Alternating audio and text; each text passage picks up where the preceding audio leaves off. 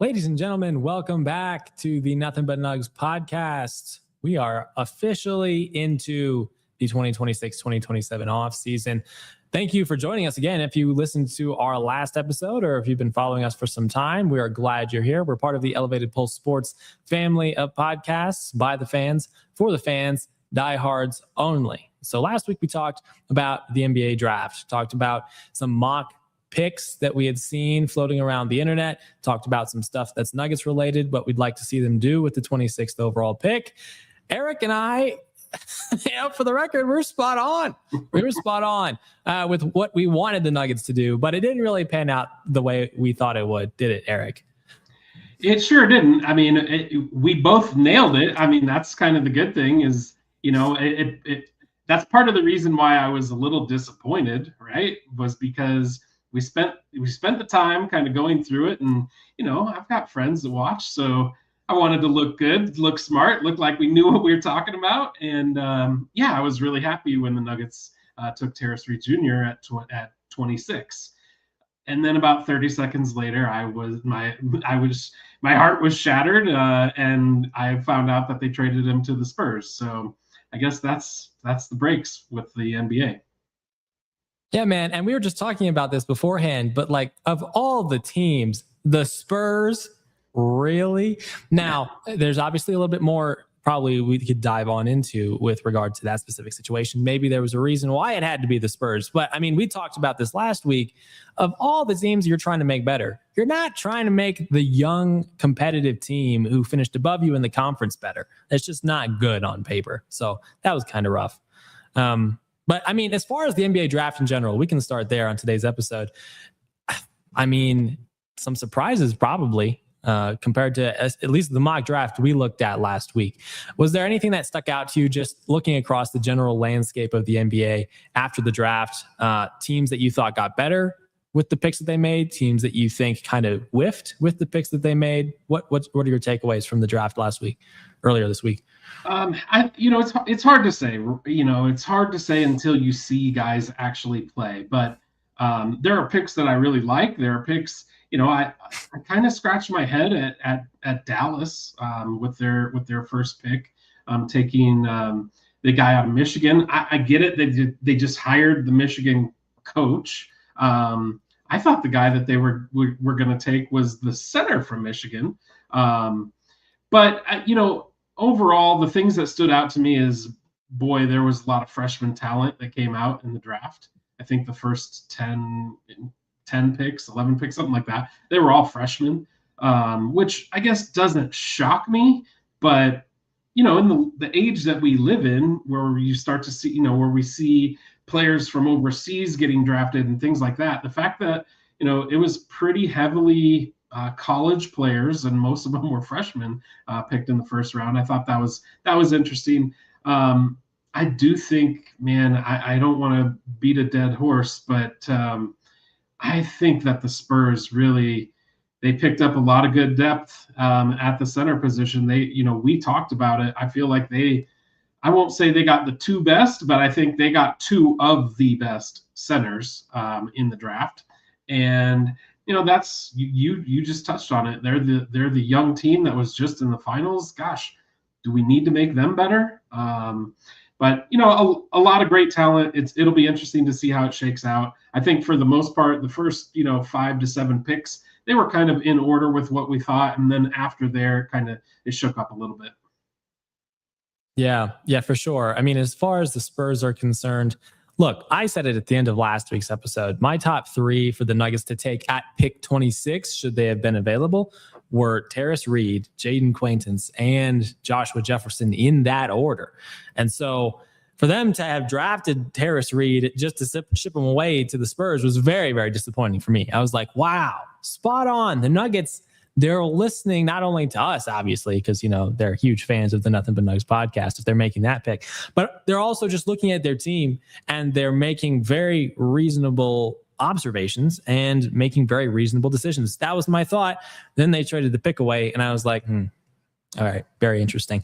But yeah, I mean, the Spurs, man, I guess this is the end of Luke Cornett, unfortunately, but I mean, man, they added one of the best defensive centers in the draft in Quaintance. And on top of that, they added a 6'10", 265-pound center who went to the championship this last season. So, I mean, it's very, very clear. And actually, if you put this even in the broader context, right? Who the Spurs, not the Spurs, it was the Thunder who picked Mara at 12, right? Yeah. The Thunder picked Mara, kind of a direct Wemby stopper. That was clearly the goal of that pick, right?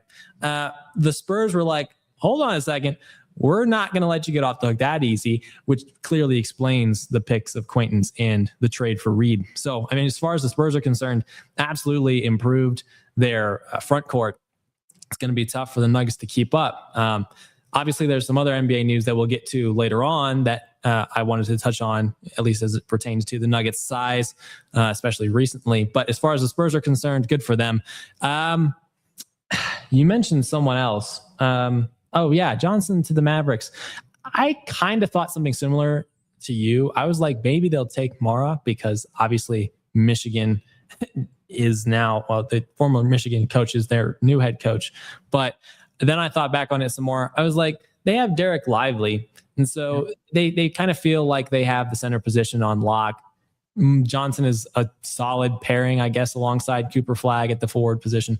So I guess it kind of makes sense if that's what they're going for. But it was, yeah, that was kind of funny to watch on draft night, seeing Dusty draft one of his former Michigan stars at that pick. So, I mean, anything else stand out from this draft before we get into the Nuggets specifically? I think, what do you think about the fact that the Thunder traded for Bennett Sturts, right? Yeah, they did. Pick 16. Was that kind of a surprise for you? So there's a lot of mixed signals with Bennett Sturts. I mean, I watched him at Iowa, but he played 4 years of college, I believe, on 4 different teams. I think he started out at a JUCO, if I'm not mistaken, and then kind of he moved around with his coach, who ultimately was at Drake and then at Iowa. I think he just doesn't strike me as the kind of guy that OKC is going to play. They already have Shea. Obviously, he's a point guard, or at least a guard. I think he certainly handles the ball a lot. They also, just made a trade, at the trade deadline and brought in another point guard. So it was kind of a head scratcher for me, but I do think that he is a solid point guard, to where, if he was on another team, he might get an opportunity to play, but I just don't see him coming in and immediately getting minutes. Yeah, well, I mean, with some of the moves that the Thunder have made recently and the fact that, at least in the last few years, they love drafting these rookies that just get plugged right on into their system immediately. Maybe there's an argument that he sneaks in there, especially considering the Thunder got rid of Isaiah Joe and Aaron Wiggins this week. Maybe there's a chance that he gets some time. But yeah, I mean, it is what it is when you're drafting rookies. He's a great shooter. There are definitely areas of his game that he definitely needs to improve. So we'll see how they balance all of that. But as far as Thunder and player development, I don't think they're too concerned about that. Something that stuck out to me was the Hawks. I think the Hawks had a very sneaky, solid draft. If you remember the mock draft from last week, we had seen that mock draft had them getting Kingston Flemings at 8 and then Henry Visar at 23. They ended up being able to get Visar in a trade with the Clippers in the second round at the back end, like pick 52 or 53. And they got Zuby Ejiofor, who you mentioned last week would have been a sneaky good pick for the Nuggets to get just because of his size at the forward spot. They managed to get better at the guard spot, obviously, at the forward spot. And I mean, for what it's worth, they got the guy that many people thought they could take as their backup center with their first round pick. They got him in the second round. And so sneaky good draft for the Hawks, quite honestly. It will obviously have to wait to see how those players pan out. But on paper, it's like, it's hard to have a more complete, solid overall night than the Hawks in many senses, quite honestly. But now let's talk about the Nuggets, obviously, because I mean, Pick number 26. We just talked about it a little bit. It's so disappointing, at least on paper, right? If I'm remembering correctly, they got pretty much 3 second-round picks out of that. They got pick 35, and then they got 2 future second-round picks. What do you think of this? Obviously, you're disappointed, like I am, that we got the guy that we said the Nuggets needed and then shipped him away. But as far as the package they got in return, obviously that pick 35 turned into Trayvon Brazil, and then we'll wait to see what happens with the 2 future second-round picks. But what are your initial thoughts about the package itself that the Nuggets got? Outside of me hating it initially, because I hated it initially. I was so dead set on having Terrace Reed Jr. on the team. But, time gives me the opportunity to kind of see things through a different lens. And really, look, let's just be honest. The Nuggets are historically not a team that wants to pay the luxury tax. The Cronkies, they don't want to have that, extra large luxury tax bill. So the fact that they were able to essentially save themselves, that guaranteed contract that comes with a first-round pick, find somebody in the second round who they thought still kind of filled or met a lot of the needs that they were looking for, I think, it wasn't all bad. The fact that you also picked up, a couple of second-round draft picks in the future. Look, we all know draft picks are capital, right? They are. We heard rumors that the Nuggets were trying to move up in the draft to get, a guard. They didn't specify who it was, but they were trying to move up in the draft. I have a sneaky suspicion the reason they couldn't move up is because they didn't have any draft capital to be able to offer back. So anytime you start to add some of that draft capital, I think, those draft picks, they'll come in handy at some point. I don't think the plan for the Nuggets is to actually pick players with those draft picks in whatever years they, the picks were for. I think that those pieces are going to be pieces that they potentially add on to some sort of trade to either, bring in, we'll talk about it later, to either bring in another superstar or even to remove salary cap from the team. So I think it gives them a little bit more flexibility. And that's the kind of thing I think that, when you're just seeing red about your player that you picked not getting drafted or getting traded away right away, those are the things that you kind of miss. And, as I've sat back now and digested it for 3 or 4 days, that's kind of what I'm able to see through what the Nuggets were doing. Yeah, it's kind of disappointing we didn't get that trade that we looked at last week, right? Where you send Cam Johnson to the Hornets, for instance, and your first round pick in exchange for their pick at 18, I think it was, and a Grant Williams. That would have been a fantastic trade for them to make on draft night to move up. But as far as the package itself, well, I mean, at 35, you got a solid value big at the position that, I mean, relatively in the second round is a really solid pick. As far as the 2 other second round picks, you're absolutely right. That has to be turned into capital that's used this offseason to either move off of an expensive contract and free up cap space, or to go bring in an immediate contributing star to help this team win in the near future, if not this season.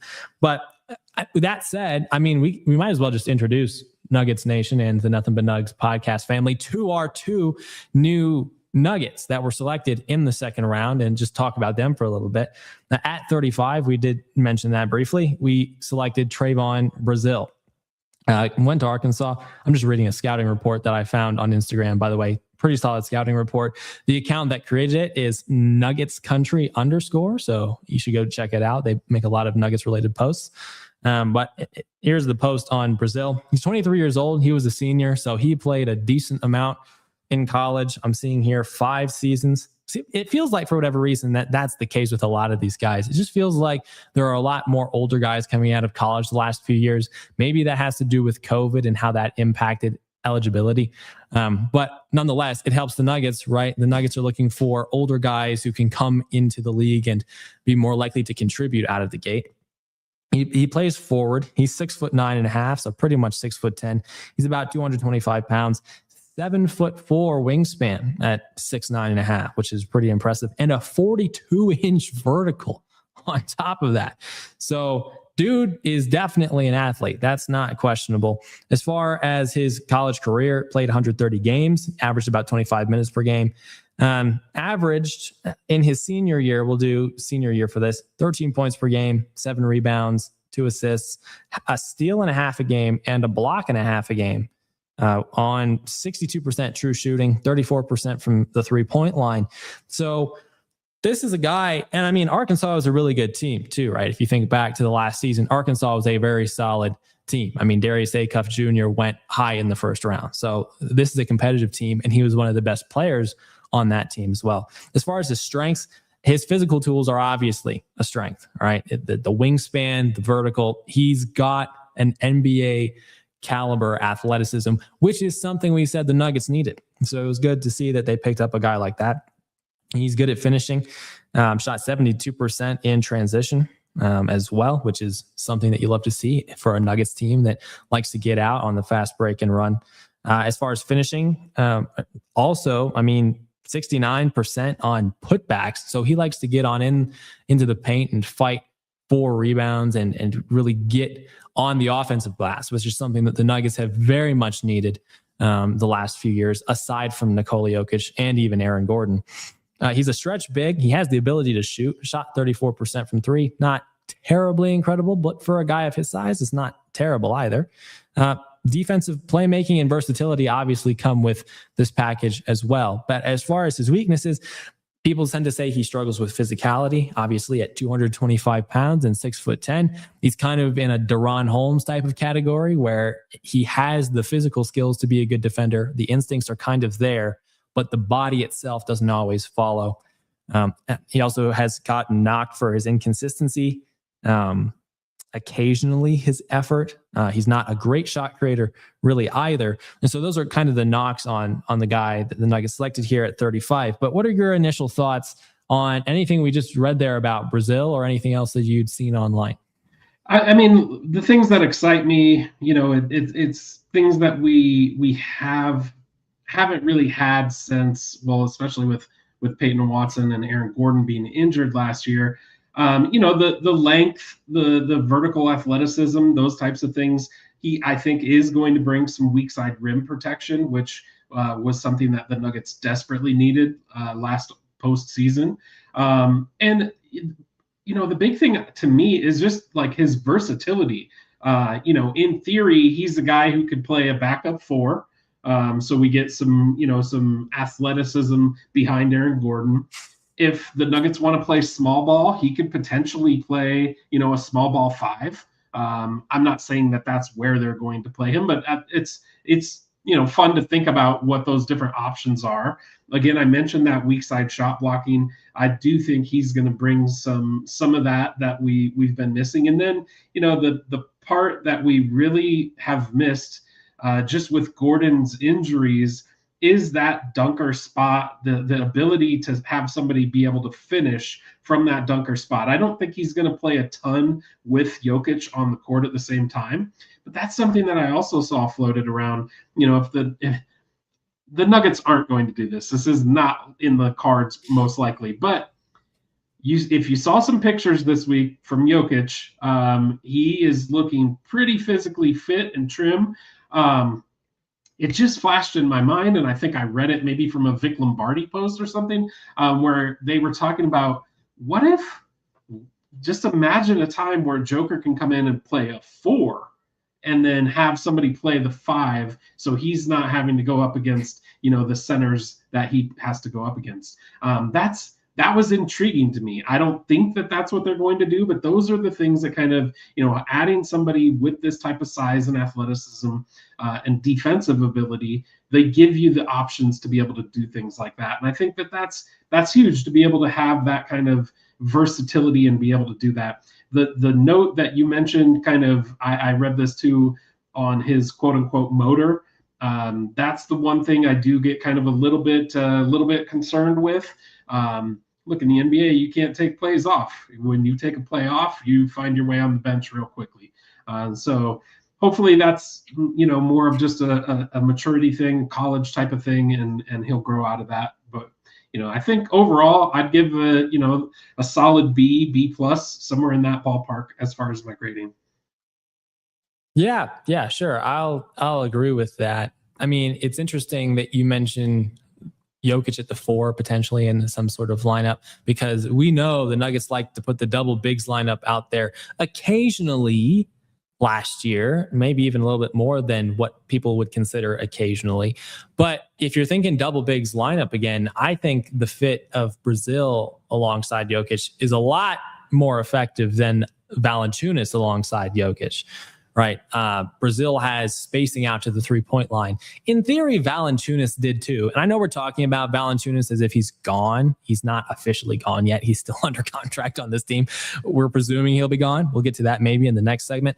But I mean, Brazil has spacing out to the 3-point line. You love the fact that he's an athlete. He's not like Valanciunas at all. And so you can really afford yourself a lot more effective double bigs lineup situations with that type of player on the court alongside Nikola Jokic in that type of situation. So for what that's worth, it's an interesting combination that they might mess around with. But yeah, all things considered, I think this is a solid pick. I think some general comps that this guy has been compared to, Trayvon, are Larry Nance Jr., Obi Toppin, those types of guys, right? Who are just freak athletes at the forward position. Maybe even like we saw with both of them, I think both Nance and Toppin were in a dunk contest at some point in time. Maybe Brazil becomes one of those guys, right? I think he'd be kind of fun to watch throw some dunks down representing the Nuggets in a dunk competition, especially with how bad the dunk contest has been over the last few years as well. So, I mean, there's another added potential benefit. But yeah, I'll agree with you. This pick is definitely in the B range somewhere. But for the value the Nuggets got, moving up to 35, getting 2 extra second-round picks, good extra draft capital, I think that's a solid selection. As far as the second of the Nuggets second-round picks, Bryce Hopkins is that guy. Another senior, another 23-year-old. He is 6'6". He went to St. John's, by the way, another pretty good college basketball team last season. He's 6'6", 219 pounds. He's got a 6'11" wingspan, so another larger wingspan for a guy who's a little bit shorter than his wingspan reach. 38.5-inch vertical.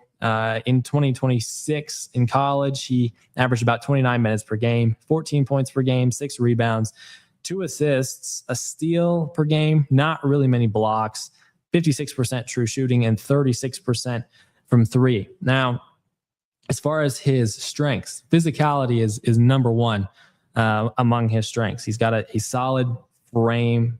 He's got the ability to punish smaller defenders on drives. And so that's a nice little added benefit for getting Hopkins. His downhill ability as well is another strength of his. He has a solid face-up game we're seeing here. He's got some shot creation ability off the bounce, and he's got some pretty good burst. He also has solid feel, solid connective skills. He's a good rebounder for his position and his size, and he's a solid defender. The frame definitely helps with that. As far as his weaknesses, injury concerns, believe it or not, are actually close to the top of the weaknesses of his. He tore his ACL in 2024. Always have that in the back of your mind if you're a basketball fan and you're thinking about a guy that your team drafted out of college. Could that happen again? Obviously, it's a possibility. His shooting is also a weakness. He didn't really shoot a ton of threes, even though we said he shot, 36% from 3? He didn't really shoot a ton. And so, I mean, ultimately, his shooting is not a strength. He's not the type of guy that you're like, all right, this is a guy we can plug in and he'll be a solid 3-and-D player. Really not much emphasis on the 3 right now. Athleticism is also kind of a concern.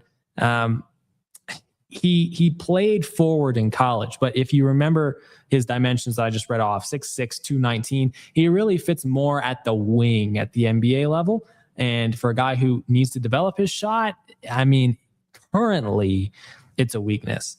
And as far as his versatility, that comes along with the fact that his athleticism is kind of questionable, along with his size and his shot. So as far as Hopkins is concerned, what do you think about his potential fit on this team? Not necessarily this season, but at some point in the next few seasons, as the Nuggets are trying to find cost-effective ways to compete.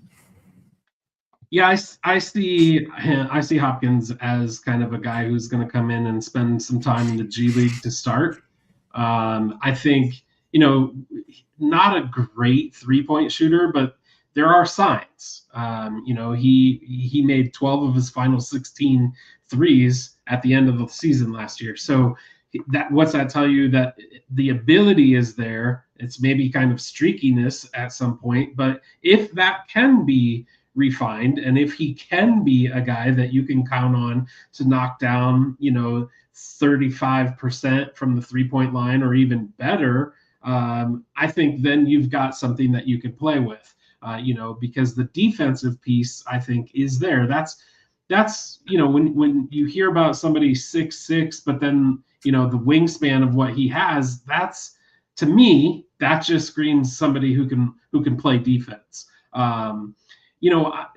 This is a tough comparison. I am not putting him in the same category as Harper from the Spurs, as Dylan Harper, but that's kind of what I think the Nuggets would love to see him grow into, is kind of that Dylan Harper type of play style, where he's got the physicality to go in and be able to drive to the hoop, score with contact, get rebounds, and play a physical style of defense. Not comparing him to Dylan Harper. Dylan Harper, I think, is extremely, he's very good, one of the top rookies in the NBA. I don't think that Hopkins is that, but I think that's kind of the style that I think the Nuggets really hope that he can grow into. And that's, to me, I think that's a big compliment to give him, to say, hey, here's a guy who you can model after, and it would be Dylan Harper. Yeah, and some of the comps he's actually gotten player-wise are Grant Williams and Cody Martin. Yep. So, I mean, maybe there's a reason the Nuggets didn't make that Grant Williams trade. They're like, we'll just find our Grant Williams in the second round. But yeah, there's definitely a lot to like about the potential, I think. And when you're thinking about a Nuggets coaching staff that is so good at helping guys develop offensively, I mean, the number one offensive rating in the league last year, you saw guys like Jalen Pickett take some pretty significant strides as far as their fit in the offense and their ability to shoot. I think a guy like Hopkins has a good opportunity to develop his skill set here and succeed and become a 3-and-D wing. Now, obviously, there's going to be a lot that needs to change as far as his just general athleticism, getting stronger, especially if he's, and probably even faster too, right? He's going to have to pick up some speed if he's not going to play the forward and switch over to a more wing type of position.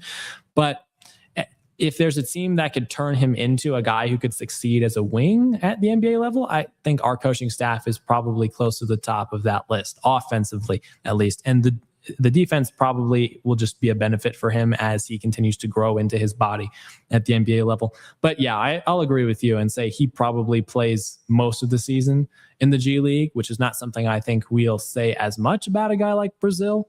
But I mean, Brazil might get his fair share of G League action too. It all depends on what the Nuggets want to do in free agency, and we'll use that as a nice little segue into our next segment here. So free agency officially begins next Tuesday, I believe. I mean, the legal tampering period begins a little bit before that, but deals can't officially be made until next week. So this weekend is when things will probably start to heat up. I mean, we've already seen some pretty interesting trades happen over the last week. I think we have to talk about those briefly, right? Because let's start with Giannis Antetokounmpo, right? There had been some rumors that he might be traded out west to a team like the Thunder. Thankfully, that didn't happen. Thankfully, he got sent in conference to the Miami Heat. But I think that's actually a pretty good fit for him, all things considered. They've got Bam now. They've got him.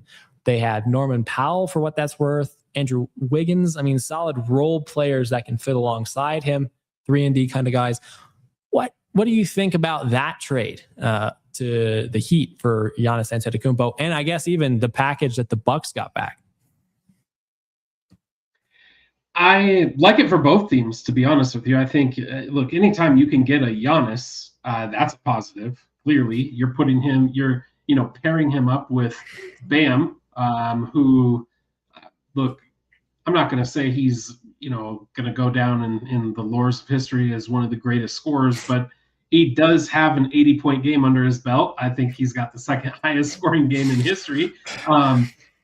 I think that was maybe a little bit of a fluke, but look, you pair those two together, and I think kind of this is Pat Riley making his last stand and really kind of saying, hey, here I got the two guys, we're going to fill everything else in, because they do still need to do that. They need to fill in. They're not very deep right now. They traded a lot of depth away, and for Milwaukee, look, Milwaukee kind of needed a reset. Right. So I think they got a lot of talent coming back to them. I know Tyler Hero is from Wisconsin, not far from Milwaukee. So, maybe not everybody in the league would be super stoked about heading to Milwaukee, but it sounded like Hero was like on board with it. Like that's the place he really wanted to go and really wants to play in front of his, his family and his hometown crowd. So I think those are big positives for the Bucks. Obviously, you also got a lot of draft capital out of that deal. And then, I think the Bucks had a decent draft as well. So you kind of start to pair that all together. And, look, it always is a bummer. I'm sure we'll have this conversation when or if the Nuggets ever make a trade with one of their main guys, Jamal Murray and Aaron Gordon. I mean, we talked about it, last year when they dealt MPJ. What those feelings are. It sucks to lose those guys who were kind of the franchise guy. And that's what Giannis definitely was in Milwaukee. So I get it from the Bucks fan standpoint. That one hurts. But you can't be that mad with the return that you got. Yeah, for sure. It feels like the Bucks have now committed to a full rebuild, which is good for them. Because, I mean, to just be hanging in limbo the last few seasons with the whole Giannis trade rumors hanging over your head and the fact that you've tried to put some competitive pieces around him and it just hasn't worked out, it's good for them that they're now just committing to a direction. And so I've even heard rumors that they might try to move off of a guy like Hero, who they just acquired. So that part of that trade might not even be fully settled yet. They might not even get to see Hero in a Bucks uniform. But I mean, we'll see how that pans out for them. But good for the Heat, man. The Heat have always found ways to just be competitive during the season and sneak into the playoffs.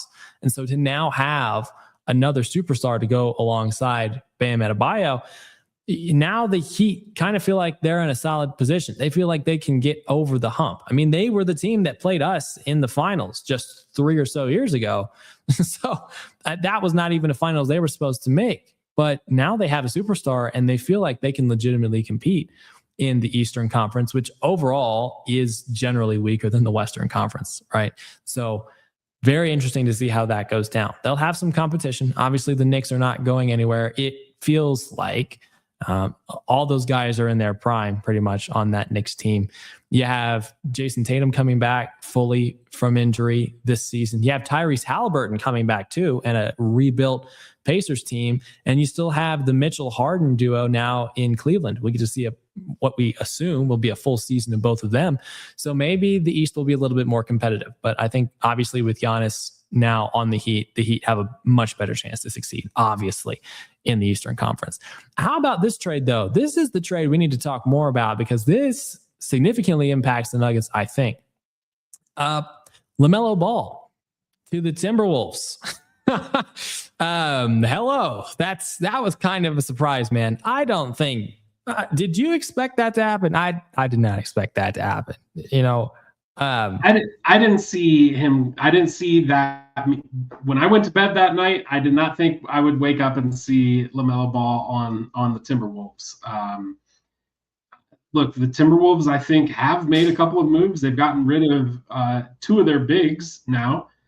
So it seems like they're kind of, and who knows, they might not be done too, because there's rumors out there floating around that they're still, in the hunt for Jaylen Brown. But look, at this point right now, you've got the ability to have somebody who, LaMelo Ball's, I'm going to say it probably top 3, top 5 point guard from a handles standpoint. I think he's never really played alongside of a superstar like Ant. So we'll see how that kind of works, because I do feel like there's only one ball, and both of those guys are pretty ball dominant. I think Ant is probably going to have to adjust a little bit, being able to play off the ball. I think he can do it. But when it comes down to crunch time, is Ant going to, be able to defer and give the ball up to LaMelo to bring the ball up and be the main guy handling the ball? That's to be seen. But overall, look, I do think that it makes Minnesota better. It makes them a more dangerous team. If you're asking me, the thing that really kind of bogged down Minnesota in the playoffs last year was the fact that you could just double Ant and really make it difficult, because there wasn't anybody else, outside of the Terrence Shannons of the world, this was his kind of first year bringing the ball up. But you had, obviously DeSumo, he got injured. You had Bones Highland bringing the ball up. You had Mike Conley Jr. bringing the ball up. Those guys weren't drawing a ton of defense. So you could double Ant and say, hey, we're going to make the other guys beat you. Well, I don't think you can now just as easily do that. And so I think that they might have lost a little bit on their depth, and obviously they've lost a lot on their size. But I do think that this has made them a better team. Yeah, we'll have to see how this all plays out. On paper, it looks like the Minnesota Timberwolves have arguably the best backcourt now in the NBA, and they re-signed Ayo Dosunmu as well for depth. So on paper, that's what it looks like. Now, LaMelo has played a very, very poor amount of games in his first few seasons in the NBA. So health is obviously a concern for the Minnesota Timberwolves in this type of deal. But I mean, like you also kind of said, they shipped away Naz Reid in this deal to Charlotte. That's just a few days after shipping out Julius Randle to the Nets. So this team is now fully committing to being a more athletic, shooting-oriented team rather than a team that sort of bullies people in the paint. Now, I know Naz was a more stretch type of four, but I mean, Julius Randle, that's an all-star caliber player, right? 27 points per game in the regular season. This is a very, very significant shift in play style for Minnesota. Now, you might remember just a few weeks ago when they played the Spurs in the second round after beating us, I thought they might actually have a chance to upset the Spurs in that series because they had so many bigs. They were, for whatever reason, just not able to make it happen. Didn't help that they were dealing with significant injuries, like to Dante DiVincenzo, who, by the way, is still on that team, just reinforcing the fact that they have a very deep guard core. But it's very interesting that they've decided to shift away from that. But it will help the Nuggets a lot to know that now they don't have to play a Minnesota Timberwolves team that is fully geared up to defeat them in a playoff series. Obviously, Rudy Gobert is still there. But if you're the Nuggets, right, I mean, I think the Nuggets, in theory, have the ability to manage this version of the Timberwolves better than the previous version. The Nuggets just did not have the personnel to be able to stop the Timberwolves last season. But with Randall and Reed now gone, it definitely gives us a better ability to maneuver that. LaMelo definitely gives them a significant shooting upgrade for sure. But I mean, we'll just have to see how that all shakes out. I'm not sure how good he is defensively. I haven't really dug into that a ton. But yeah, that was a very surprising trade. I did not expect that to happen. I thought, especially given that Charlotte kind of came on the scene out of nowhere towards the end of last season and made the play-in, that they were kind of just going to keep that core together with Ball and Kneppel and Brandon Miller. They were like, nope, actually it's Khan's team now, and we're going to draft Christian Anderson, and we're going to draft Hannes Steinbach to go along with all these other young guys, and we're really just going to lock in now with this core. Very interesting course of action on both ends. So very surprising trade. But I use that kind of as a segue into the Nuggets free agency discussion that we're gonna kick off now, because maybe size, I hesitate to say maybe it's less of a priority now in free agency because the fact that the Spurs picked up who they picked up in the draft. They picked up size in the draft. So now the Nuggets aren't struggling as much with multiple different teams that have size to combat Nikola Jokic and company. It's more so that the teams in the top of the Western Conference have that size, right? The Thunder with Mara and Hartenstein, presuming he doesn't get traded. Chet on the Thunder, and now the Spurs with Wembanyama, Quaintance, and Reed. So the Nuggets definitely will need size, and they'll have to address their center position. They're going to have to find some depth there. But now this is the way I kind of wanted to walk through this segment. Looking at the same Nuggets account I mentioned earlier, go follow them again, Nuggets country _ They've been doing these little mock off seasons throughout the off season so far. And so I kind of want to walk through some of these free agent signings and just kind of discuss what we think makes sense here, what we think might not. There are a few of them. So this will probably be a little bit more of a quick kind of evaluation perspective sort of deal as we march through them. But let's take a look at some of these. So in the first mock off season that they did, the situation here would be Jalen Pickett gets his team option exercised. Okay, he has a team option for the upcoming season. In this scenario, we're exercising that. We're going to waive and stretch Jonas Valanciunas. We're going to extend Nikola Jokic. We're going to extend Peyton Watson for 4 years, $95 million. And we're going to extend Spencer Jones for 3 years, $15 million, while re-signing Bruce Brown to a 1 year, $3.5 million contract, picking up Kevon Looney in free agency for a 1 year, $3.9 million contract, and picking up Jordan McLaughlin, guard, who's been around the league the last few years, for a 1 year, $3.2 million contract. And that is the first situation we're dealing with here. What are your thoughts on this particular offseason situation for the Denver Nuggets?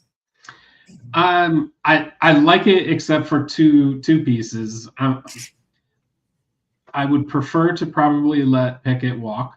I just don't see him. I just don't see him as being the guy that we need to help us push us over the edge, or push us through, to the playoffs. And then the second piece that I'm not a huge fan of is Bruce Brown. And I know that hurts a lot of ears for the Nugget faithful, but Bruce Brown's not the Bruce Brown that we had on the championship Nuggets team.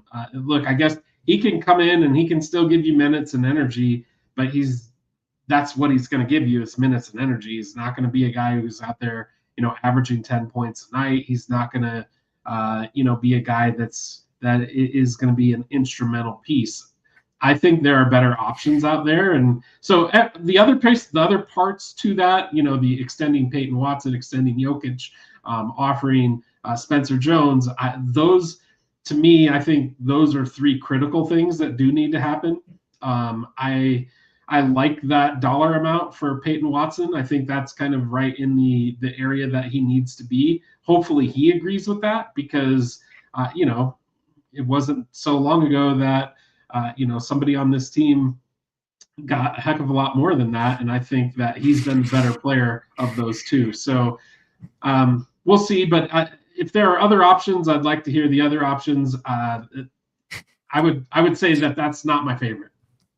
Yeah, fair enough. I'm kind of right there with you. I would also personally like to let Pickett walk this offseason. Obviously, we're waiving and stretching Jonas Valanciunas. That's just not a question. I wouldn't be surprised if that's present in every one of these mock drafts or mock off seasons. So that's not a surprise. Extending Jokic, that's fine. Peyton Watson at a 23.75 AAV. That is really team friendly. I think I heard some news a day or so ago that the Nuggets are prepared to offer him upwards of $30 million a year AAV just to keep him in-house, which could push this contract up to 4 years, 120 at a bare minimum. But if you could get him on this kind of deal, hey, look, that's something you will take all day, every day. Hands down. 3 years, $15 million for Spencer Jones also feels just about right. Maybe something like 2 years for 8 or 9 is something you could try to squeeze out of him too. much more team friendly if you're trying to save money. But I don't really have an issue with that particular contract.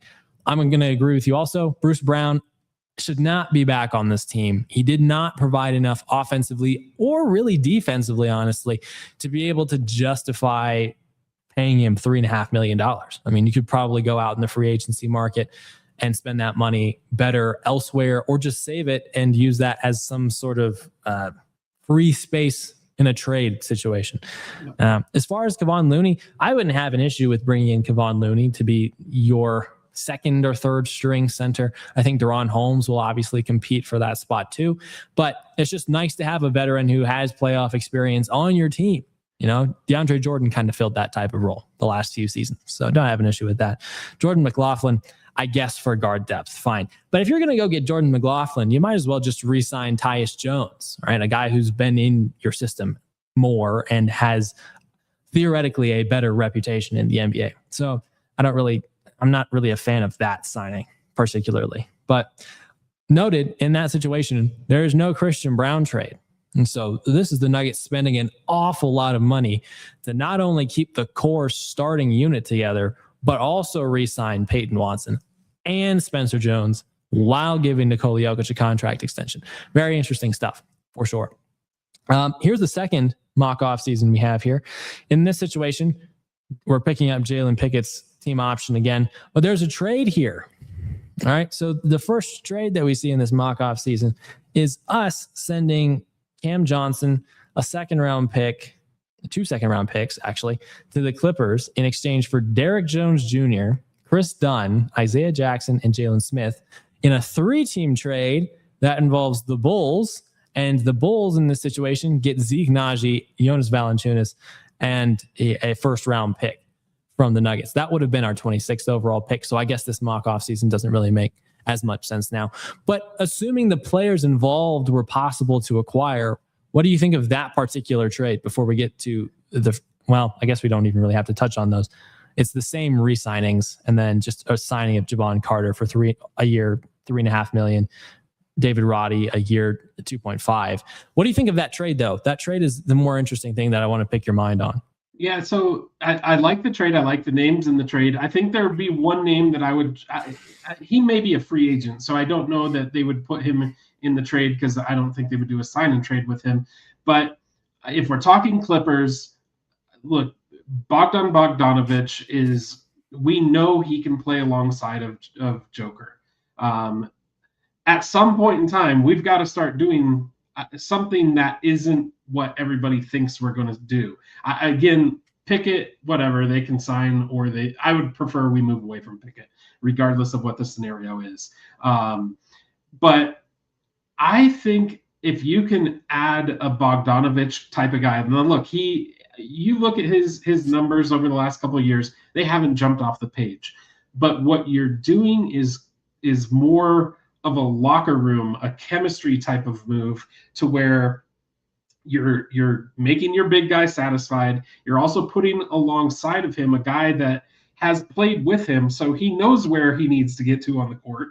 And who knows, maybe that can be a piece. You know, you start to hit open shots and things start to happen, and then Bogdanovic is the guy who he was 2 or 3 years ago. I don't want to count on that after I just said, look, Bruce Brown's not that guy he was 3 years ago. But to me, if we're just talking that deal with the Clippers, I don't know which name I would move out, but I think that's a name I would try to move in if we're looking at the Clipper doing a deal with the Clippers. Additionally, if we're also talking Clippers, you know, I think it would definitely take a little bit more than you know, Cam, Christian Brown, and something else, but probably more like a Jamal Murray than a Christian Brown. But you know, there's rumors out there that Kawhi could be somebody who the Clippers are looking to move. I think you would definitely want to make sure you have some security with Kawhi signing an extension past this year, because I think this is the last year on his contract. But you know, again, if we're having conversations with the Clippers, let's have the conversations with the Clippers. Yeah, and I've got a very interesting Kawhi trade that I came across the other day for us to discuss a little bit later on. So definitely keep that in your back pocket. But as far as this particular trade, I mean, Chris Dunn doesn't really jump off the page to you significantly, but this is probably just to make the money work. I mean, probably something similar with Isaiah Jackson and Jalen Smith.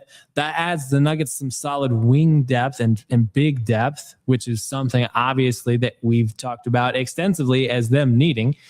Derek Jones Jr. obviously is the highlight of this trade, though, and for good reason. 2025, 2026, 50% from the field, 36% from three, with a 113, 114 defensive rating doesn't necessarily jump off the page at you, kind of right around average, but a 118 offensive rating is not bad. And I mean, you look at the skill set he brings, solid wing, small forward type of player that would fit nicely in this system. All right. 3-and-D style of player, even if the defense is more so on the average end.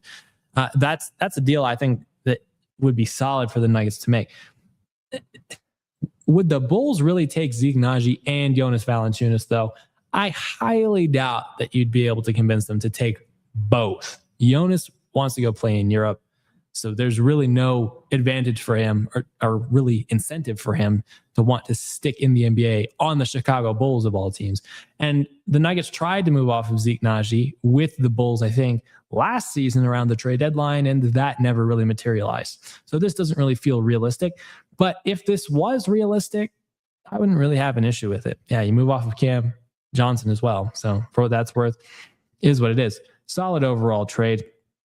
As far as the free agent signings, I mean, Javon Carter, that's fine for a 1-year, $3.5 million deal. Guard depth, clearly something the Nuggets need. Decent three-point shooter, too. I mean, 36% from three. Resigning David Roddy, not a bad idea, honestly. Again, the Nuggets need depth at the forward spot. He played all right in the minimal opportunities he had at the end of last season. So, again, a guy with familiarity, you might as well just try to bring him back. So, not a bad mock-off season there. Here's the third one. I'm just going to skip past Pickett again. I'm going to skip past Valanciunas again. I'm going to skip past the extensions again. In this mock-off season, we have another trade involving Cam Johnson. This trade involves Cam Johnson going to the Boston Celtics, the Nuggets getting Sam Hauser, and in this 3-team trade with the Grizzlies get Zeke Naji and 2 second-round picks, one from Boston and one from Denver. Sam Hauser, would you have an issue with this trade if you're the Nuggets getting Sam Hauser in exchange for Cam Johnson?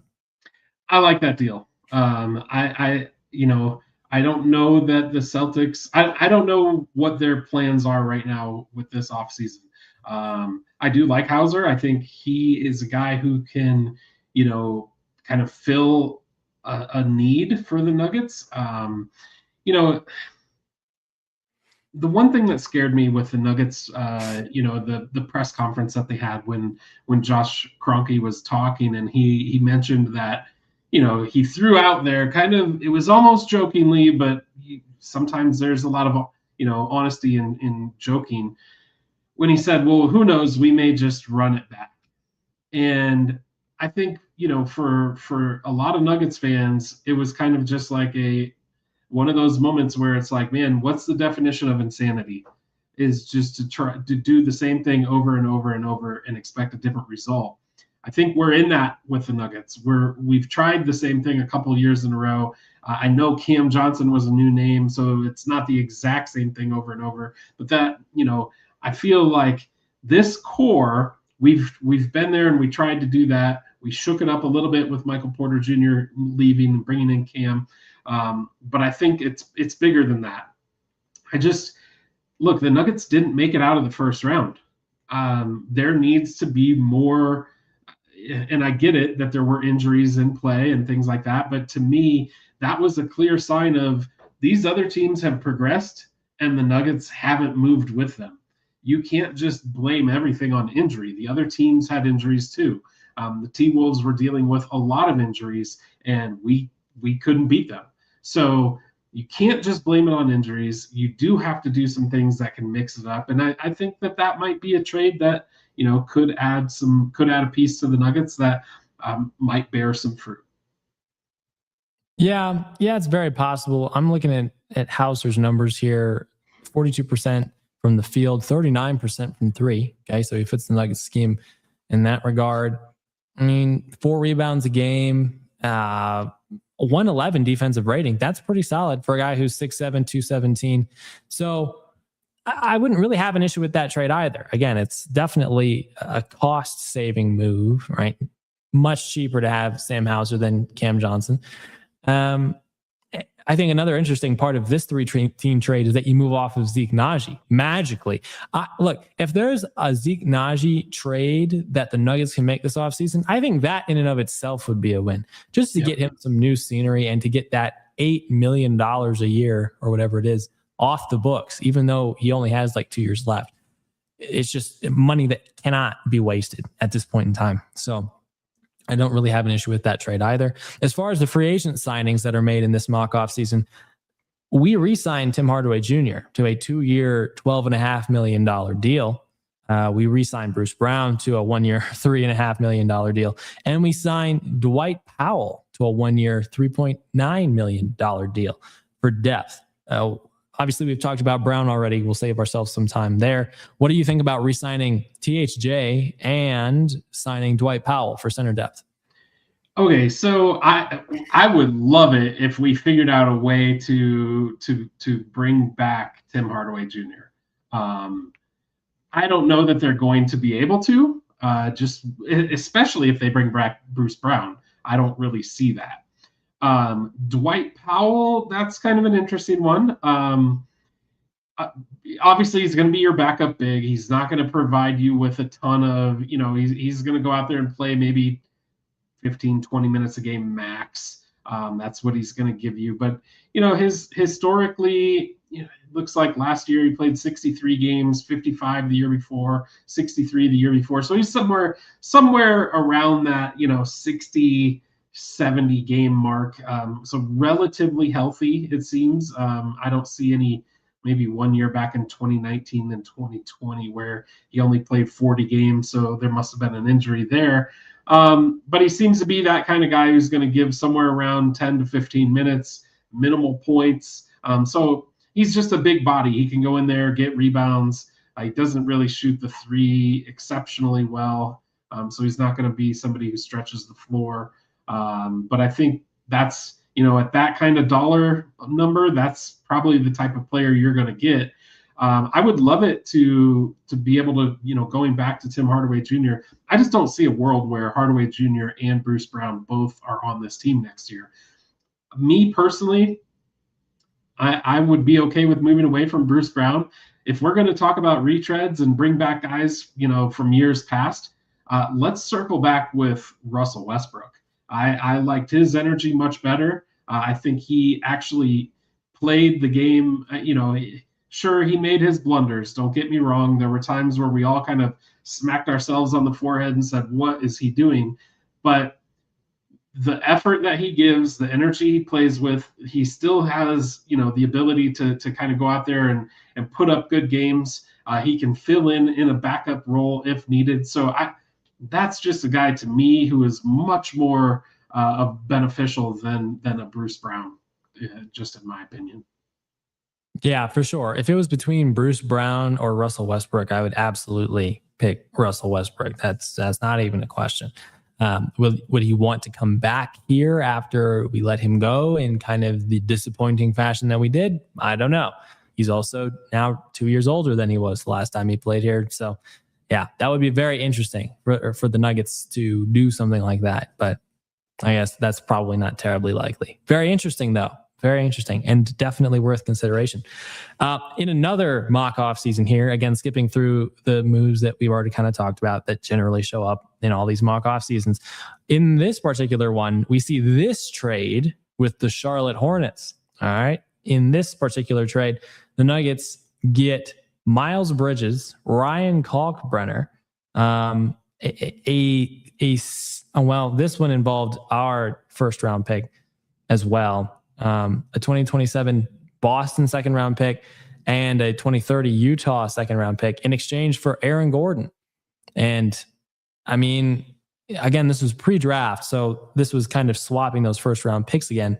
But look at the players here. What do you think about this player swap? Miles Bridges and Ryan Kalkbrenner come to Denver. Aaron Gordon goes to Charlotte. I'm not a huge fan of this personally, but what do you think? Yeah, I don't know much about Ryan Kalkbrenner. Miles Bridges is, to me, obviously the guy, the centerpiece of that deal, along with Aaron Gordon. Miles Bridges reminds me a lot of a younger Aaron Gordon, not from an athletic standpoint, but their physical style of play. But look, he's another guy. He looks pretty, on paper, he's a 31, 35, somewhere in there, minute per night type of guy. He's probably going to go out there and get you somewhere around, 17 to 20 points on about 45 to 50% shooting. He shoots the three at about a 33% clip. So, those are guys that we have had. You could probably add a little bit when you pair him with Jokic. I think Jokic is that good. He's just able to bump guys scoring up, to bump up their 3-point percentage. So who knows? He might be a little bit better of a fit. But to me, if I'm choosing between Aaron Gordon or Miles Bridges, because I would have to double check on what his contract status is. But I would prefer Aaron Gordon. So Bridges is on a 3-year, $75 million deal. So he's making about $22 million a year, $23 million a year. I think Gordon's at 24. So all things considered, I don't know that there's a ton of savings there. So I would prefer to maybe, go with Aaron Gordon, because I know how he fits with Jokic. I don't really know how Bridges is going to fit on this team. Yeah, I think the benefit of this trade would have definitely been experienced pre-draft, because the Nuggets pick up 3 picks here. That gives them some flexibility going forward with other trades. But after the fact, yeah, this doesn't really seem like a great trade for Denver. Obviously, Miles Bridges has been healthier the last few seasons. He's not as good of a shooter overall, and he's a worse defender. So if anything, it's probably worse for the Nuggets to make this move. Ryan Kalkbrenner is a young center. Not a shooter at all. Slightly better than average defender, which is not bad for a guy who's entering his second season. But again, that, even though it gives the Nuggets center depth, I don't really think that that's worth trading Aaron Gordon for, all things considered. Another trade in this mock-off season involved a straight-up Cam Johnson for Grayson Allen trade, involving a 2026 second-round pick, again, pre-draft. But if you were to make that swap, Grayson Allen for Cam Johnson, is that a swap you would make? I would have told you a year ago, absolutely not. Now, knowing what I know about Cam, I don't hate that trade. Okay. Yeah, fair enough. Grayson is a few inches shorter, probably going to give you less on the defensive end, but as far as shooting is concerned, an absolute knockdown shooter. So you could definitely see him fitting into this Nuggets offense really well. I think I even thought that multiple times when I was watching us play the Suns last year. I was like, dang, if only we had Grayson Allen on our team. But yeah, I think right now I would rather have Cam than Grayson, just all things considered. I also don't think that's a trade that the Suns would make, straight up. So very interesting stuff. Okay. This is the last one I think we'll talk about before we talk about 2 very interesting trades that I came across the other day that I want your opinion on. In this particular mock-off season, the trade that's central here is the Nuggets sending Cam Johnson to the Pistons in exchange for Karis LeVert. There were first-round picks swapped in this particular draft too. What do you think of that particular trade? I would sign up for that. Look, I'm a big Karis LeVert fan. I like watching him play. Looks like what his deal is currently 2-year, $28 million. So, yeah, I think I would sign up for that, to be honest with you. He gives you some of that, some of the more of the 3-point, the 3 and D type of ability. But man, That's an interesting trade. I don't know that Detroit would be willing to do that. That one's interesting to me. I like Karis LeVert a lot, though. Yeah. Yeah. You like the player. What did you say his contract was again, Karis LeVert? It was 2 years. Oops. It was 2 years. I think 28 million. Oh, okay. So it's like $9 million cheaper with an extra year worth of commitment. Karis LeVert is a little bit smaller than Cam Johnson, though. So I mean, just for $9 million saved, is that, unless that turns into like re-signing Tim Hardaway or something like that, I just don't really see the value in losing a 3 just for the sake of saving that cash. Does that make sense? Like, even if you re-sign Spencer Jones, you're not re-signing Spencer Jones to be your starting small forward. And Karis LeVert can't be your starting small forward. So you'd have to shift Christian Brown over to the 3, which quite honestly fits his play style a lot better.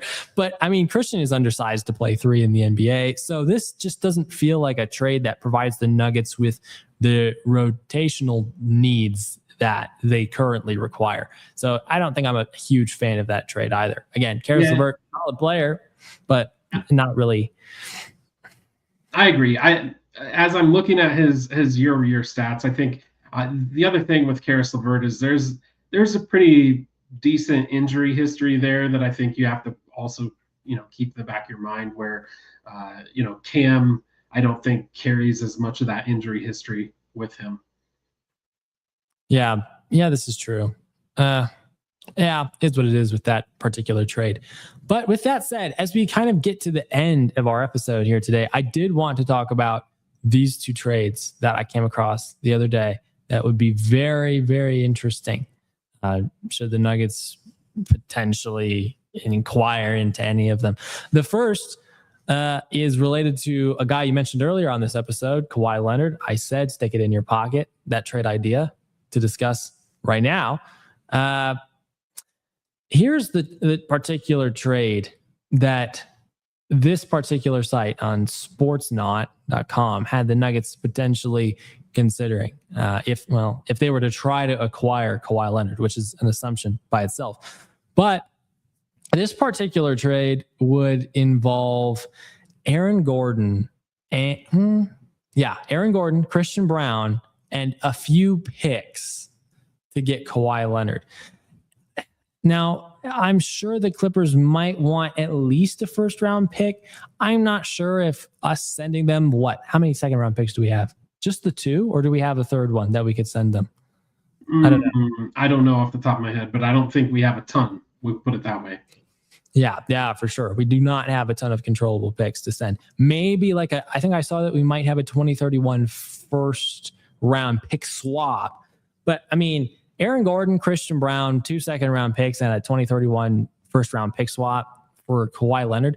Assuming that's possible, I'm not sure that's something the Clippers would do. I think there's a good reason that they should do it, right? I mean, you get a solid, still young, up-and-coming 3-and-D, in theory, wing in Christian Brown, and you get Aaron Gordon, who's been one of the better forwards in the league, in exchange for an aging Kawhi Leonard. There's reasons why you could see the Clippers being interested in this deal. Is this a deal that you think the Nuggets should be interested in making? I think you kick the can on it. I don't know that you actually do it, though. And here's my reasoning why. So, again, it's hard to, when we've reached this point in the offseason, it's hard to know what is truth and what is fiction. But I've seen reports that say Kawhi really isn't interested in re-signing any sort of extension with anybody except for 2 teams. That would be the Spurs and the Raptors, the 2 teams who he's played for in the past.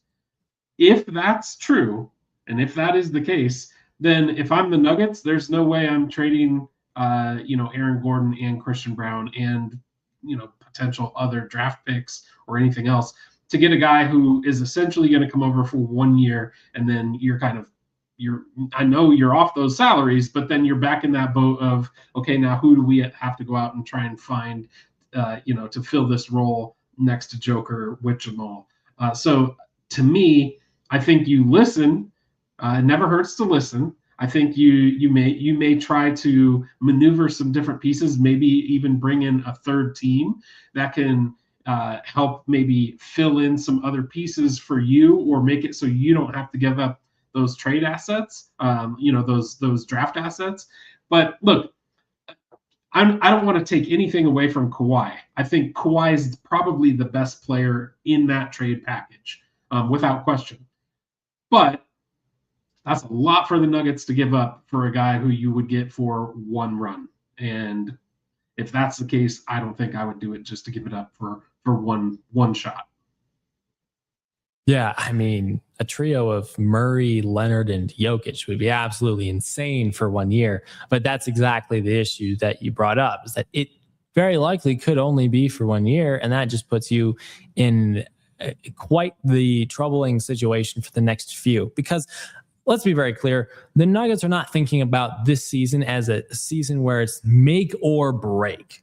They have the next 3 to 5 seasons to really lock down and compete in the Nikola Jokic prime. That said, I mean, they've talked about it already. They're trying to balance win now with being able to be decently competitive in the near future after the competitive window, after the prime of Nikola Jokic. So they're balancing priorities here. I think obviously they should sell out for the more win now narrative, but I mean, we'll see how they balance that, again, with the financial restrictions they have. That said, Kawhi Leonard, I mean, in this particular situation, to give up Aaron Gordon, who obviously the largest knock on is his availability, same type of thing with Christian Brown. With Christian, it's more performance also. For a guy who's in his mid-30s in Kawhi Leonard, even though he's played well recently and has been on the court recently, has had injury issues in the last few seasons, there's just a lot of uncertainty here that really kind of makes me hesitant to pull the trigger on that particular deal. And so as far as the Kawhi Leonard trade, I don't think I would be a huge fan of that. Now, a trade that I'd be very interested in is this second one that I wanted us to talk about. This involves the Nuggets sending that first round pick swap, Cameron Johnson and Christian Brown, to the Houston Rockets for Kevin Durant. Oh, very interesting. Very, very interesting. What do you think about that particular move? So that one gets me thinking. I would be extremely intrigued to see Kevin Durant, Jamal Murray, Nikola Jokic, and Aaron Gordon on the court at the same time. I think the Nuggets could win a lot of games if those guys are healthy and are able to stay on the court. I would have to really think that one through. I don't know what it does from what's KD's contract? Do you know by chance? It's pretty expensive. It's a max contract. I think I want to say it's like he's on a $90 million extension with Houston. Yeah. It has a player option for 2027, 2028, and he turns 38 before the start of next season. Yeah, so look, I will say the one thing, age doesn't concern me with Kevin Durant. And here's why. I know he had the Achilles injury when he played with Golden State. But outside of that, I don't recall really any devastating type of injuries that Kevin Durant has gotten throughout his career. He is a first ballot Hall of Fame, without question, top 15 player of all time. Depending on where you put him, but the guy can absolutely still take over games and win you games from shooting the ball. His defense is whatever. I don't think he's out there as a primary defensive stopper. But what does he have? He is super lengthy. I know it's just kind of like Joker in that standpoint. He gets his hands and feet into the passing lanes, makes things difficult. Even on closeouts where he's got his hands up running at you, he's still a 7-foot tall guy with a pretty decent wingspan, so he's going to affect shots. Yeah, look. The other piece of it to me is the fact that you're able to get out of the Christian Brown contract. I think that contract alone is kind of the lead weight for this Nuggets team. And the other part that I didn't even really think about until I just started talking about Christian Brown is you now have the ability to pair Kevin Durant with Peyton Watson as well. I think I told this story, but this was when Peyton Watson first got drafted, and they were, back in Los Angeles, just kind of doing runs at the local gym. And Kevin Durant was the guy who said, "Hey, watch out for this kid, Peyton Watson. He's going to be a stud."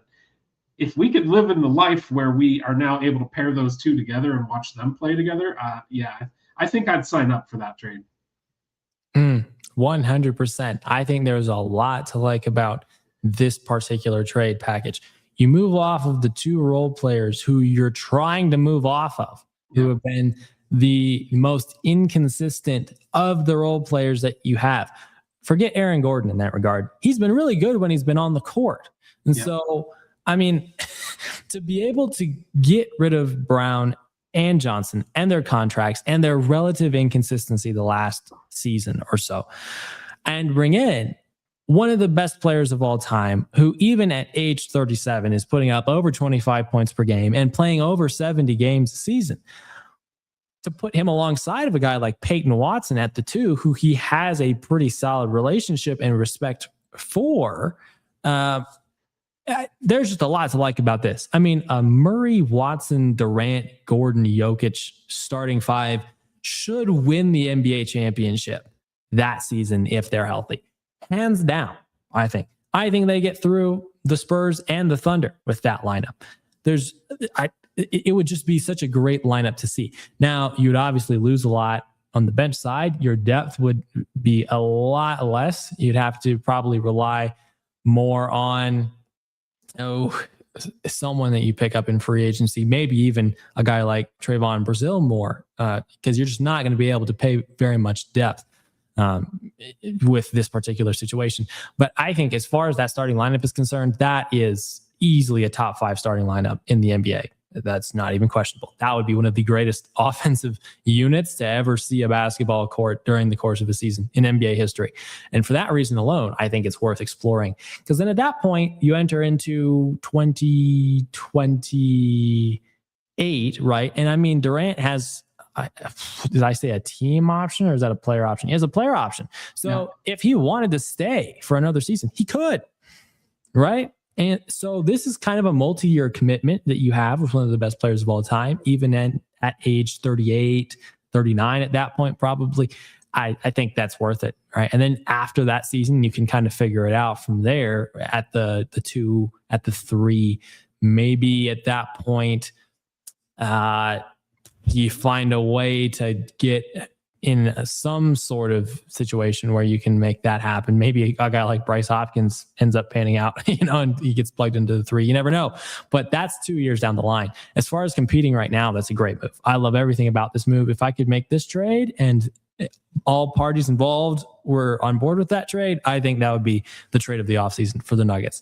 If they did that, I would be like, all right, you've succeeded. You've done enough here.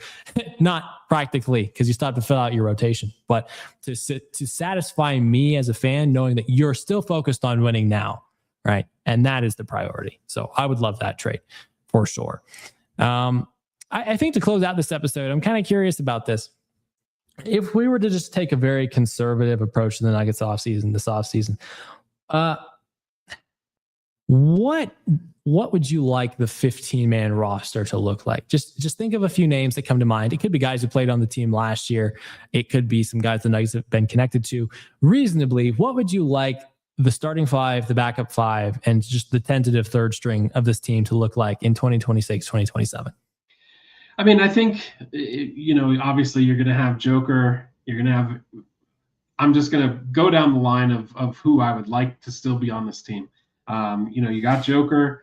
You got Aaron Gordon.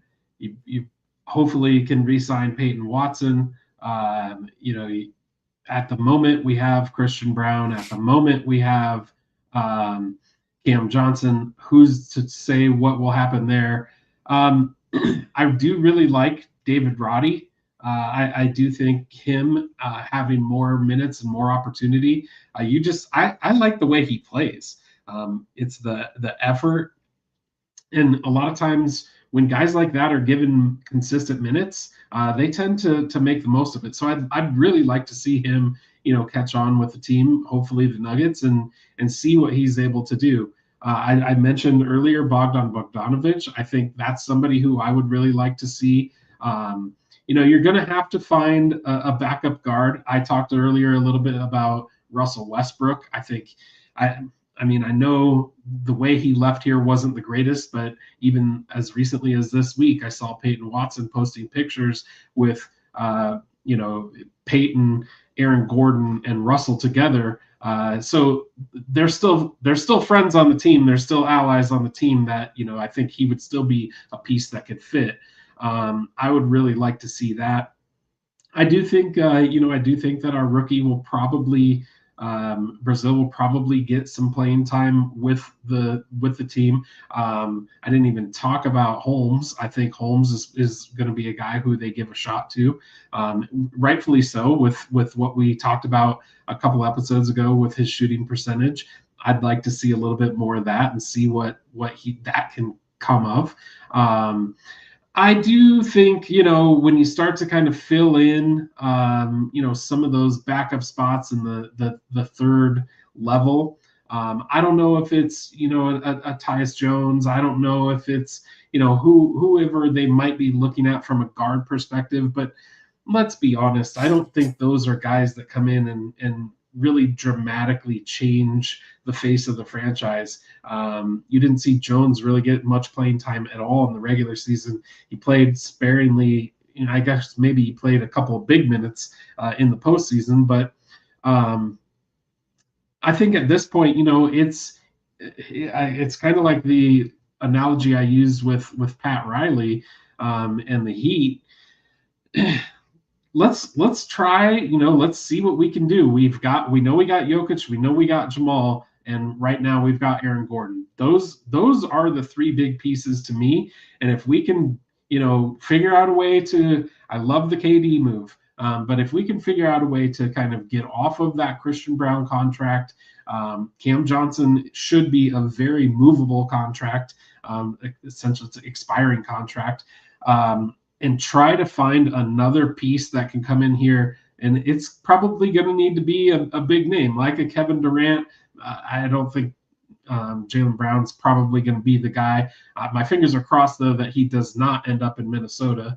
I don't want to see him there because I think that would create another juggernaut in the West. But it's going to be something like that. I think that for me as a fan, that's kind of what I'm looking for. Is I would love to keep the three main guys together, the Jamal, Aaron Gordon, and Jokic, and build from there. I think that's kind of the core. I do think critical to sign Peyton Watson. I don't think, and from all accounts, it does sound like the front office is taking that seriously. But I think earlier you had mentioned, if we could get him at that 95 million mark, that's probably wishful thinking. I think you're right. It's probably going to be closer to that 120 mark where it's like 30 a year. But hey, to make that happen, that means that the Nuggets front office is going to have to spend some money in a luxury tax situation. And we've just seen in years past, they don't really like to do that. But hopefully they understand that, look, NBA championship windows aren't open forever. And they have a window, and it's probably closing as we speak, but you've still got the best player on the planet. And anytime you've got the best player on the planet, you've got a chance. And I think they have to take full advantage of that while they still have him, while he's still in his prime. Yeah. Yeah. Well said. Yeah. I agree with that perspective. If I were to pretty much just pull on guys that have played for this team recently, combined with the picks we just made during the draft this last week, I think the bare minimum that I would be okay with would be a situation where they find a way to move off of Christian Brown, and that's the only guy they find a way to move off of. They don't even necessarily have to get players back, although I'm sure getting players back would probably be a part of that trade unless they sent him to a team that has an infinite amount of cap space. But assuming they get rid of him, I'm not going to speculate on who they get back in that trade. This is the lineup that I think I would be generally, at a very bare minimum, like okay with fundamentally. I think Jamal, Peyton, Watson, Cam Johnson, Aaron Gordon, Nikola Jokic, that's your starting five. I think it has to be. That's a very solid starting five, by the way. I think that's a competitive starting five that can compete against the Spurs and the Thunder. As far as the bench is concerned, I'd be okay re-signing Tyus Jones to be your backup point guard. I mean, he has a reputation of being a solid facilitator, like a Monte Morris type of player potentially from a few years ago. Okay, we kind of missed him the last few seasons since getting rid of him and then losing KCP, who was a part of that deal, you know. So bringing back a guy like Tyus Jones would be fine. I think Julian Strawther has to be in the rotation this year. He just has to be, right? If he's not going to be in the rotation, he needs to be a part of a trade package because he just can't be this third string guy for another year. This is like year 4 for him already. Too long. I think we talked about that when we were talking about the guards as well. So Strawther as your backup 2, I think I'd be okay with. Re-signing Spencer Jones as your backup 3. And then at the forward center kind of situation, I'd be okay with a Deron Holmes, Trayvon Brazile combination. Who plays what, I guess, is kind of up to rotations. My assumption would be that Brazile would maybe play more of the small ball 5 because Holmes likes to shoot the 3 and shoots the 3 better than Brazile currently does. So as far as the bench is concerned, that would be a bench that gives you just a little bit of everything. It's a very 3-and-D type of bench in theory. Definitely more 3 than D for some of those guys. But I think it's a pretty solid balance overall. And then you got your floor general with Tyus Jones. And again, the Nuggets like to stagger guys. And so there's really never going to be a situation where you see all 5 of those bench guys on the court at the same time. It's just a matter of who fits well with the 2 or so starters that you're staggering with. So if you have Jamal and AG on the court, I'd be okay seeing Strawther, Spencer Jones, and a Trayvon Brazile or a Deron Holmes on the court with them at the same time. If you're staggering with Jokic and Cam Johnson, I'd be okay seeing Tyus Jones, Julian Strawther, or Spencer Jones, and a Deron Holmes or a Trayvon Brazile out there on the court with those guys. I'd be okay mixing and matching that particular situation. So as far as the bench is concerned, I'd be okay with that. And then at the third string, I mean, you still have Zeke Naji on this roster. He can be an okay third string 4 or 5. You have Bryce Hopkins as your third string 3. You have, I guess you'd probably have to pick up a 2 guard, probably maybe in free agency. Maybe there's an undrafted guy who kind of shows out, maybe like a Tamar Bates did last season. Unfortunate that he never really got an opportunity to play because he was injured the whole season with that foot injury. But maybe that's the type of situation you go out and find if you're the Nuggets to fill out your backup 2 guard spot. And quite honestly, I would love to see the Nuggets re-sign KJ Simpson. I was really impressed with his ability to just move the ball in the flow of our offense in such a short amount of time, getting acclimated to our system. Now, obviously, he didn't play a ton of minutes, but he's a hometown kid. He fills a role on this team, kind of like Tyus Jones, a more facilitation-oriented guard. He gets downhill pretty well as well for a guy who's only in his, second or third year in the league. I think he'd be a great third string point guard to re-sign. Obviously, he'd be an affordable third string guy to re-sign. And so at that point, maybe the Nuggets re-sign a guy like David Roddy if they wanted some more depth and didn't want backup 2 guard depth. But that's just a general situation that I'd be okay with the Nuggets pursuing. You get your starting lineup with the 5 guys that you're most comfortable with. You're good with the size in that starting lineup. The bench has pieces that you can plug in who are affordable, who are young, who have an emphasis. Julian Strawther has a shooting and scoring emphasis.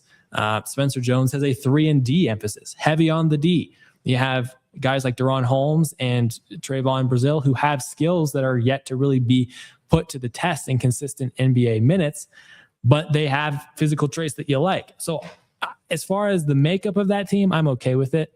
But we'll see what moves the Nuggets make. They're on out. Any other final comments before we wrap up today's episode?